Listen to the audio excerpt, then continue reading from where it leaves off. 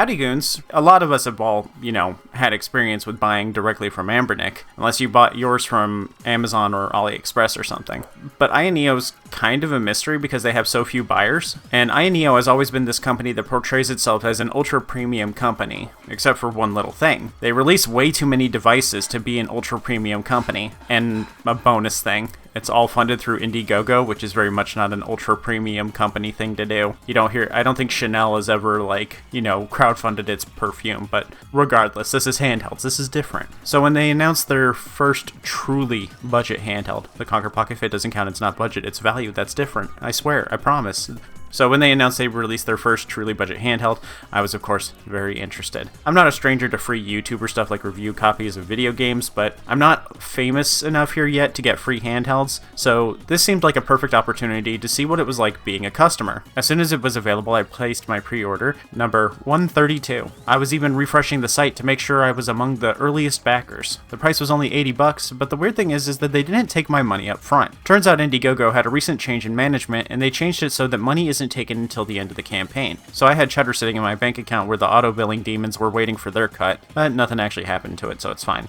So payment day came and I paid. Then Ayaneo told us that they couldn't start working on the devices until the full closure of the campaign because new rules. This isn't their first device since this change, so at this point we're seeing Conquer Pocket Fit devices getting sent out in hilariously low batch volumes, less than 100 in their first 2 shipments. So, gulp? Were we getting our handhelds at all? The Fit sold half as many as the Pocket Air did, so kinda worrying. Well, the campaign ended, they sent us the shipping forms, I filled mine out ASAP, then they gave us a delay. Shipping would start 10 days after the end of the campaign. People were not happy. Everyone was under the impression that they'd get their devices by Christmas. I don't know why they thought that. I've never heard of a crowdfunded anything that got its product out quickly. I don't personally celebrate Christmas on Christmas either, so I wasn't particularly expecting it. My family always got it out of the way on Thanksgiving so that we could relax during holiday break. Even now, as I have my own family, we celebrated on the 1st. So I wasn't bent out of shape. I wasn't expecting my handheld until at least the end of January. They told us though that they planned to do the impossible, to go from one of the slowest shipping companies out there to the fastest overnight. They were going to ship 3,000 devices over the course of a single week. Ayaneo didn't do that, of course, but hey, they did send out 3,250 units over the course of December. That's 95% of the orders. That's still pretty dang fast. Just maybe they shouldn't make promises on how quickly they're going to send things out if they actually can't keep up with it. My device was in the first batch, a big batch of 500 units. Shipping was handled by 4PX, womp womp,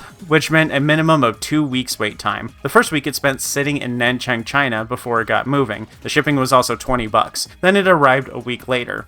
This is unfortunately normal for 4PX. They are very slow. Some folks got theirs before me, and well, it wasn't looking good. First, some people got sent devices that weren't turning on at all. That could be a component failure or a bad Android install. So you're either wasting a bunch of time or fighting with customer service to get it fixed or replaced. Another 2-week wait or longer. Then someone noticed that CPU-Z says that their chipset is an MT8185V. They started spreading this rumor that this wasn't the G90 chipset that we were all promised, that it was a bait and switch. People started citing AliExpress's page on that chipset, which said it was less powerful. I said AliExpress doesn't seem like a very good source for this, so I waited. Jelsa on the backers page said that the 8185V is a G90 chipset, it just lacks the SIM card and the 4G capabilities of the G90T, which obviously we don't need 4G or SIM cards on these things, and if they did add them, then you'd have to wait even longer while they wait for them to get approved by carriers. So I waited. When it arrived, I immediately performed a benchmark test, and wouldn't you know it, it's the same performance as the G90. There was no bait and switch.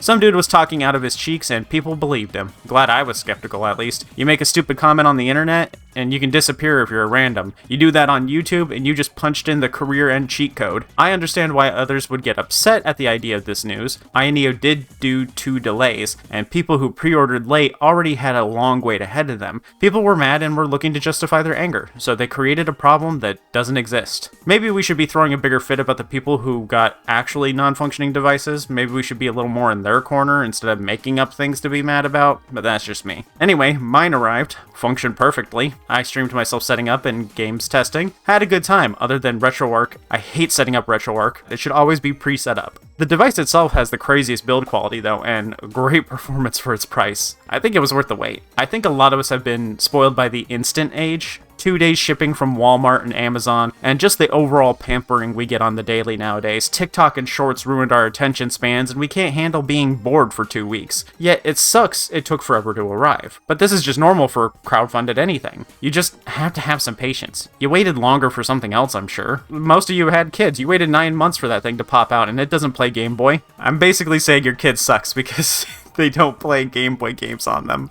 It's a direct I think the handheld's great though. It's a direct upgrade to anything else I own, but it's not the best thing available. If you really can't handle a wait, then get a Retro Pocket 5. It's better, it is more expensive, but it will arrive sooner. My experience as a customer has been a little annoying. I didn't like the wait. I was watching the calendar like it was a clock and I was 5 minutes from my shift ending, except I was stuck in that state for 2 months long. Now that I have it, I think it was worth the wait. The build quality is better than anything from Anbernic or other budget companies. I also think it's better than some of the Retroid devices like the 3 and 4. Ayaneo put out a budget device that I'm struggling to see how they make a profit from. It doesn't do the best GameCube and PS2. I'd say it's on par with at least the Retroid Pocket 3 Plus, despite not being an Adreno CPU. The build is better and much more ergonomic. This is just a taste of what they have, and it's a bit of a bummer as I'm reminded that I'll likely never be able to afford another device from them. I'm a fan of the handheld, but not the company. Ayaneo, if Indiegogo is the source of so many delays and problems,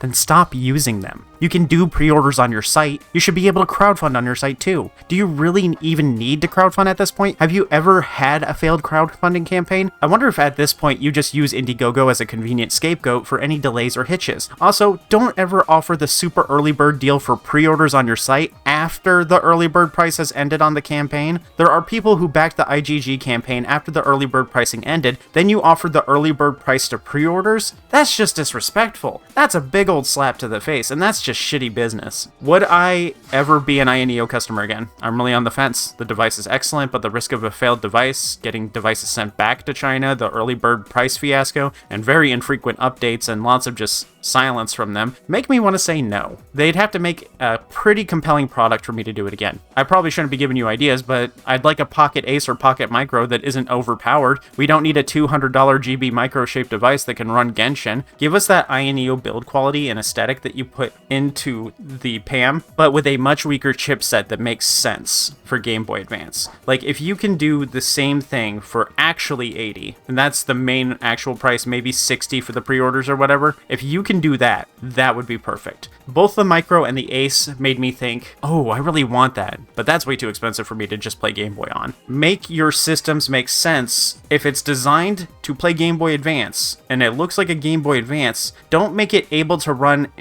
Android games. That's just too much power. Would I recommend you buy from Ayaneo? Definitely not. You need to be built different to be fine with this process. Ayaneo, you need to stop using Indiegogo. Make devices in advance and sell them on your site like the other companies do. Thanks for watching. Remember to tip your Overlord. I take likes, subs, and damn it, I forgot I said I'd write a love poem if it arrived before the 10th of January. I'll put it in the first impressions video. That one's later. If you want to help me deal with annoying junk so that you don't have to, you can send me a one-time tip using supers or become a member for just $1 and get your name read in the credits like my stinkers, Dragon Fanatic, Willie Pete, Astro Pixie YT, and Linky. I'll see y'all later. I had to install a bunch of PS2 and GameCube games and be disappointed that half of them don't run. Oh well, at least I still have Dreamcast, N64, Saturn, and PSP. Bye.